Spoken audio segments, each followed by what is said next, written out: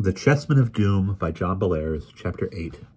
Something incredible had happened. For a long time, the professor and the boys knelt motionless on the damp grass, but finally, one by one, they pulled themselves to their feet.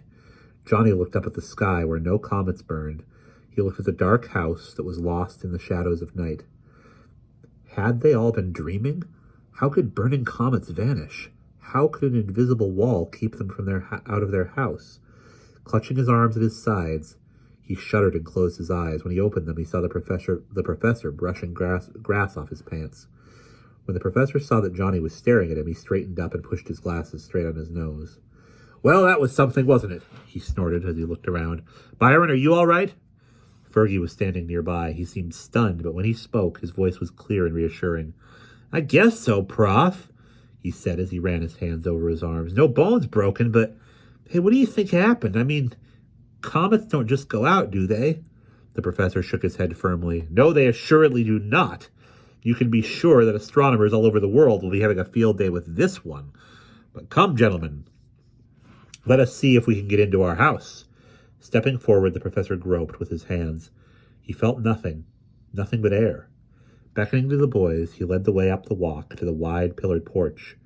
But when he jerked open the front door and turned on the hall light, he got a rude surprise. The house looked as if a whirlwind had passed through it. Pictures had fallen off the walls, and the coat tree had fallen on its face. Mirrors were shattered, and table lamps had fallen about. The professor stalked from room to room, with the boys close behind him, and they all stared in disbelief at the mess in every part of the house. "Lord preserve us," sighed the professor as he paused to catch his breath. "I'll bet the creep who did this has a red beefy face and a wax mustache. Boys, will you come with me to the tower room?"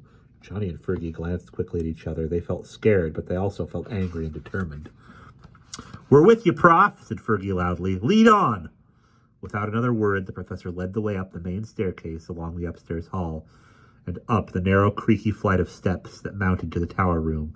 The three of them paused for a long time outside the stout panel door, but at last the professor summoned up his courage and stepped forward. Shoving the door open, he groped for the light switch and flipped it on. After a brief hesitation, the boys